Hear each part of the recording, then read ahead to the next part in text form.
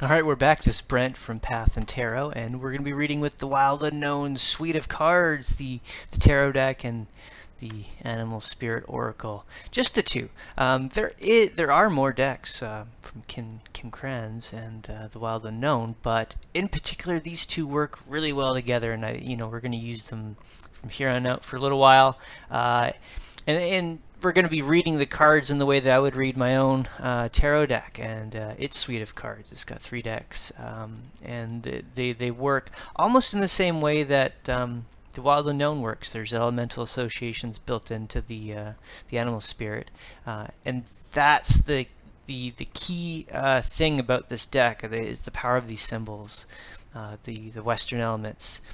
They work so well when you put them into the tarot and use them together. So that's what we're going to do. We're going to craft a reading for you here, and see what we can come up with. Because you don't know what you don't know sometimes, so it's hard to even ask like a good question. Like sure you can ask about like the obvious things like say love, career, that kind of stuff, and those are all good things. But the real meat and potatoes, like the meat on the bone, is like stuff you don't know about, like what's hidden for you.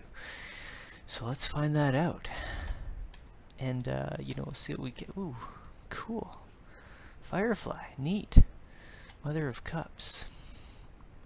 So already we've got like a unique kind of combination. The fact that we've got 2 animals here that are they have the ability to fly.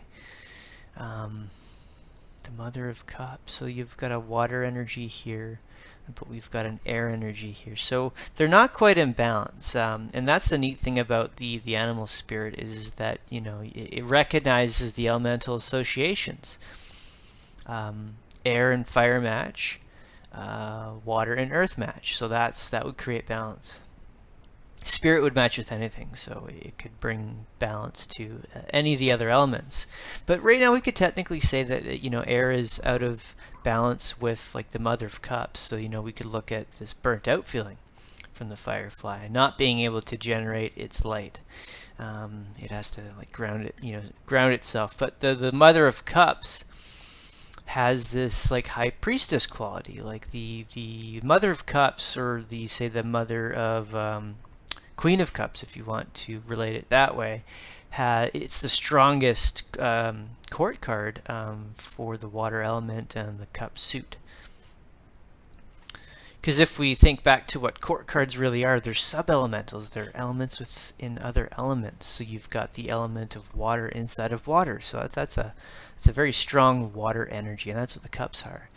So in a way, the Mother of Cups here is sort of getting toward it's got enough power to reach the psychic ability of the High Priestess, who's guarding the other realm, the spirit world.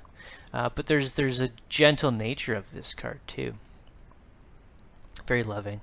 But the message here is like maybe there's a reason for the feeling of being burnt out.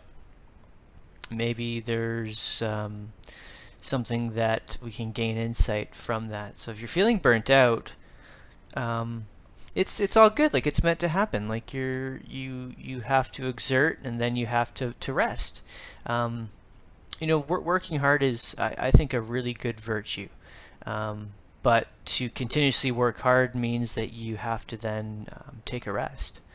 So that's an appropriate thing to do. So, burnout is kind of a bad thing, but it's sort of like a built-in mechanism of like the human condition, so that you can slow yourself down. Again, if you're like a hardworking spirit, you do have, if you had unlimited energy, you would just work all the time. So going back to that like built-in mechanism, that's kind of what it is, and so it's a good thing.